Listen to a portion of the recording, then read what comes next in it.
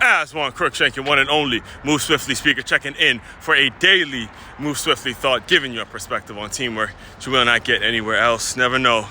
It's never know, man. Never know what an individual is going through, regardless of money, regardless of fame, regardless of how accomplished a person is.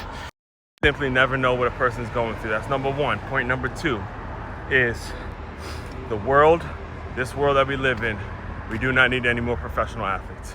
No more. We don't need any more kids that want to become professional athletes. We have our fair share. Right now, we need young people aspiring to become doctors, aspiring to become lawyers, aspiring to become clean, stand-up politicians that are policymakers, rule makers, educators, folks that are here to recycle the knowledge to the young people, so the young people could come up with a brand new way of solving day-to-day issues or issues that come up, because we're all human beings. And I'm bringing all this up. These 2 points are stemming off an interview I watched with the legend, Hall of Famer, favorite player to watch basketball growing up, Dwyane Wade. All right, came out this week, recording this Friday, March 14th, 2025.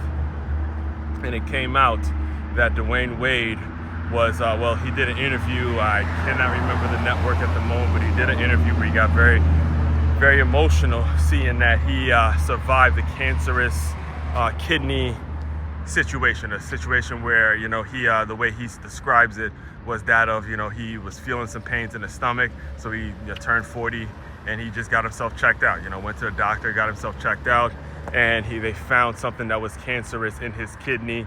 And, he had found out. The reason it struck such a huge chord with me is because my grandfather passed away from a kidney failure. And my father, throughout my life, was on dialysis. Thank God, he's still with us because he got the kidney transplant.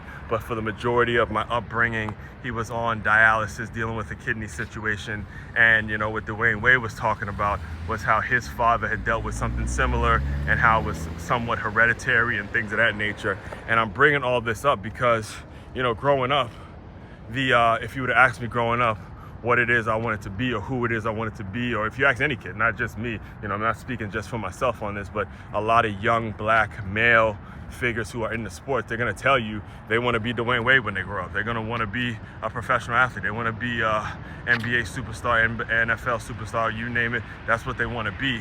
But understand the kind of the irony and the irony in the fact that it was a doctor. It was someone who aspired, eventually got to the point where they wanted to become a great doctor. It was that doctor that actually saved Dwyane Wade's life. A person, again, the reason the story hits such a chord with me is because he is someone that I truly admired as a player, admired.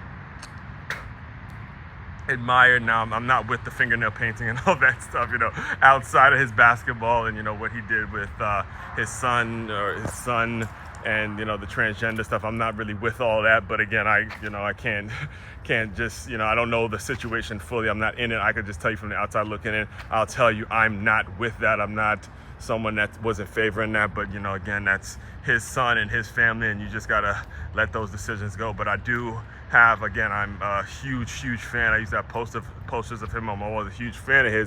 And the reason that this story sticks is because I recognize the growth in myself. I recognize the growth in what it is I'm doing and the growth in the way I'm thinking. And I'm imparting that to everyone that's listening in now, to the point where I strongly recommend you go and watch the whole Dwyane Wade interview. It's only maybe about 8 minutes long. I think it was Fox or something like that, but he opened up about it. And I remember actually on our close route with this concept, because I'll be 100% honest with you. I'm more of a fan now of Udonis, like on the broadcast, now that all these players have their own podcasts and all these players have their own platforms to speak. I'll tell you, I'm more of a Udonis Haslem fan than Dwyane Wade fan when it comes to like the podcasting world. So I tune into the OG podcast with him and Mike Miller, and I remember he was saying on the podcast, Udonis Haslem was saying that was talking about the situation on his podcast with Mike Miller. And I think it was Zach Randolph and the other one, I think Tony Tony something. It was like the one of the other ones. Tony Allen. Yeah, he was talking about that, and he was saying how he called D-Wade when he heard that, and he goes, "Hey man, never ever let me read no shit like that in the paper again." You know, he goes, "Look, I may be no doctor, but I can pray with you, I can cry with you, I could, you know, be there for you doing something, you know, because they're brothers and they've, you know, been through so much together, to the point where it's like you don't want a friend like that, a friend that you look at like a brother, to be going through something so horrific, and then you got to read something like that in the paper." So again, reason I'm bringing all this to your attention is because if you're around young people like I am all day, or if you have the authority, if you have a situation in which young people are looking up to you, you have to give them the understanding that, you know, hey, being a professional athlete is great, but being a doctor is more important. Being a lawyer is more important. Being a policymaker, being an educator, being someone that can recycle the knowledge that you're going to receive, like I said at the beginning, that can recycle the knowledge that you will receive and apply it to the next generation. That is what the real need is. All right, so all that being said, it's Faith-Based Friday. Tap in with me a little later on the live stream. We're gonna be going over the message I received from Life Church this past weekend. Main website to check out to dive deeper into everything I'm doing. It's makeyourmove.com. That's MakeYamove.com.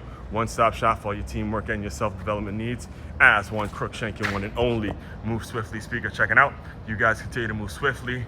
We will talk more soon.